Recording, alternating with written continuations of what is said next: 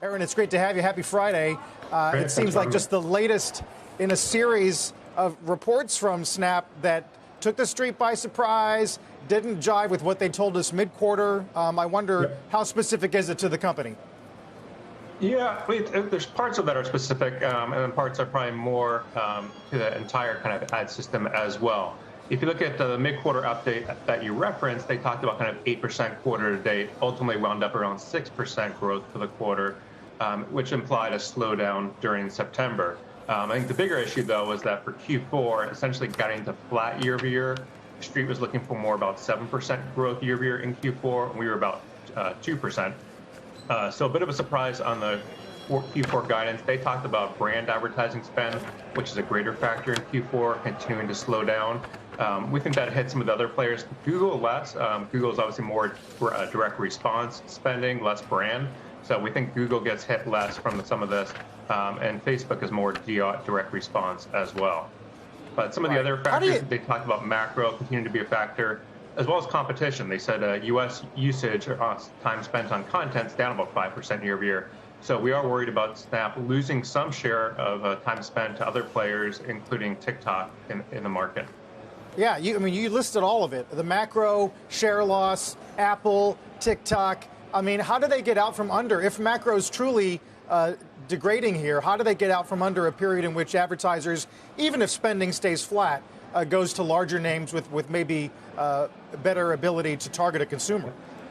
Yeah, no, I think that continues to be a challenge near term. I think at least for the first half of 2023, we're expecting pretty low growth or negative growth. And then we do expect maybe a little bit of easing on some of these macro pressures by the second half of 23. But near term, we are expecting a challenging market. Still maintained our market perform rating despite valuation coming in pretty significantly. You're now trading around 2.5 times revenues on 23, which is basically a trough multiple for Snap. So, Aaron, I just want to dig into the broader picture a little bit more. I mean, we've been getting a lot of mixed signals depending on which company you speak to within the tech sector about tech spending, digital spending, whether we're seeing a slowdown amid the macro backdrop or not. Is the way to think about online advertising and marketing as like the first step on the road to a broader belt tightening by other companies? Yeah, we think we started to see that last quarter. So a lot of companies did start to cut budgets last quarter. It's the easiest thing to cut. It can be, second thing might be employee cuts, but the first thing, it's easy to cut your advertising spend. And the first thing you typically cut is brand spend.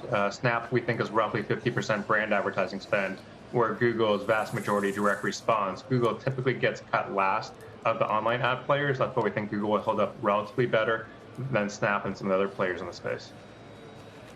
Finally, halo effects on other names that are more, I guess, closer to their competition, namely Twitter. How much do you think that this affects them? Yeah, I mean, we think fundamentals on Twitter will be soft. We saw they were soft, pretty soft last quarter as well.